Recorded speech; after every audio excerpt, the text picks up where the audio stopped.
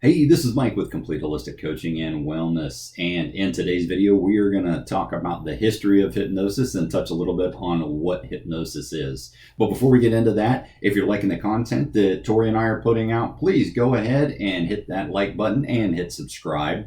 And if there's someone else in your family or friends or circle around work that you feel would benefit from our content, please go ahead and share it with them. Now, let's get into the history of hypnosis and what is hypnosis. Now, there are many perspectives on if hypnosis actually works or not. What is it? What it isn't.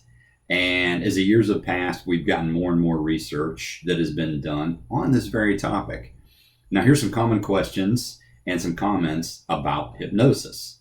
One, Tori and I hear all the time, hypnotists are gonna make me do something I don't want to do. We can't do that. Another one, I'm afraid to try it. That's a legitimate question. It's just a hoax.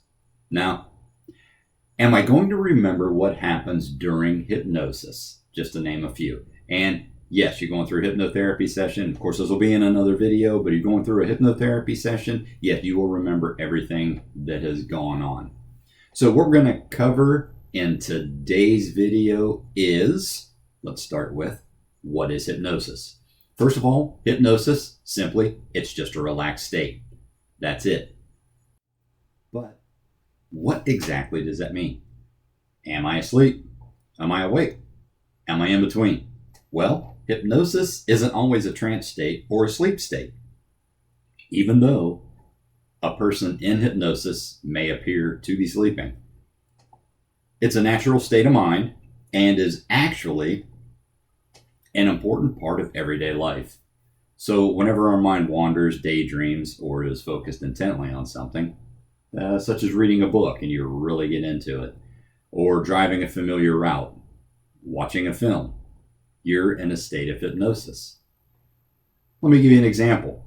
You're driving home from the grocery store or work. You already have an idea where I'm going with this. And the next thing you know, you're pulling into the driveway, you're walking up to the front door, you look back at your car and you're like, I don't even remember the ride. How did I get here? Same thing, you're watching a movie. It doesn't even have to be a scary one, but you are so engrossed with the storyline and everything that is going on, you have no idea what else is going on around you, and then all of a sudden, something in the house scares you and you jump. You are in a natural state of hypnosis. It's a way for our minds to give our conscious minds a break. Maybe we're going through something stressful, a lot's going on at work, and maybe there's a big family vacation coming up. You have a lot going on at one time. That can be a lot of stress on the body, and it is a way for our minds to give us a well-needed timeout. So now that we've kind of touched on a real quick what hypnosis is, let's jump into the history of hypnosis. Now, hypnosis dates back to the late 18th century when Franz Mesmer, a German physician, developed Mesmerism. His beliefs about the balance of magnetic power in our body using animal magnetism. Now, people during that time were stated to have said that Franz Mesmer mesmerized people and developed that phrase from his name. Now, this concept of animal magnetism was rejected, it was about a decade later, as it had no scientific basis. However, many clinicians were fascinated by the fact that Mesmer did cure many symptoms of patients. One of the most notable clinicians that followed Mesmer was a Scottish ophthalmologist, James Braid, who coined the word hypnosis. It originated from the Greek word for sleep.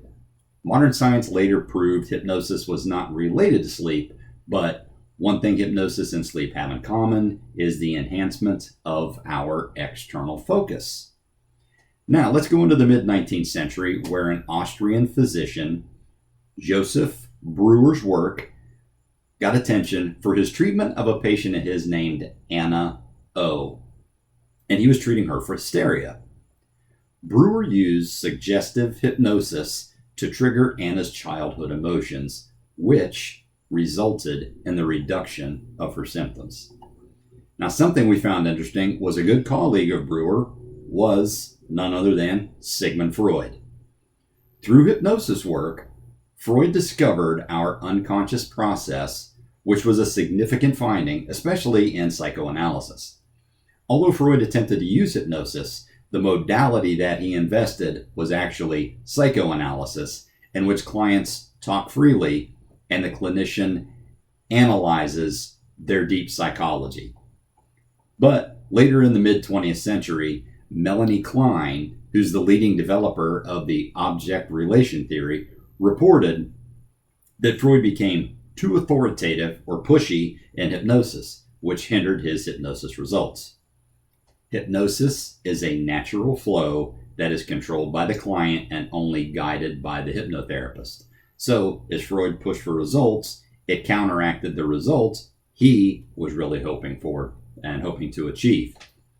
Now, the most prominent figure in modern hypnosis is American psychiatrist Milton Erickson, who was a master of using language creatively in order to communicate with this patient's unconscious.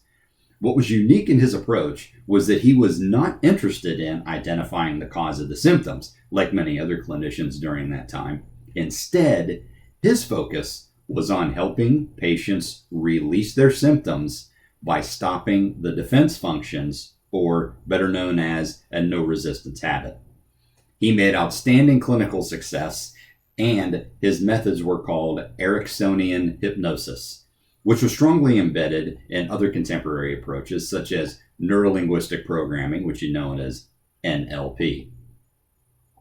In the late 20th century, the American Psychological Association established the Division 30 Society of Psychological Hypnosis. Since then, the science of hypnosis has been developed rigorously. Now, hypnosis is a process for inducing a relaxed state of mind and a space for communication between the conscious and unconscious minds. Some authors would claim that hypnosis is not a therapy in itself, but a process of coming in and out of trance-like states.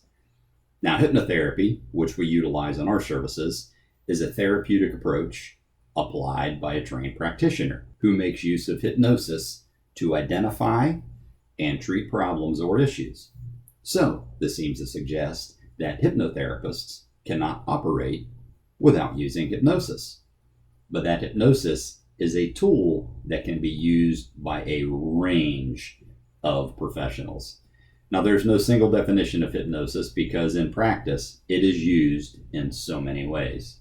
With our application of hypnosis, which is rapid transformational therapy, Marisa Peer stated, "It is a way of directly assessing the subconscious mind so that clients can understand what is running their unwanted behaviors and then become free of them through a process of suggestion that bypasses the conscious mind and the critical factor, allowing the mind to accept the suggestion that it would have not previously accepted." Rapid transformational therapy is therapy that combines the most beneficial elements of hypnotherapy, psychotherapy, neurolinguistic programming, or NLP, cognitive behavioral therapy, CBT, and neuroscience principles. RTT continues to grow in global recognition and has been proven to be one of the most effective therapies available for achieving fast and permanent results.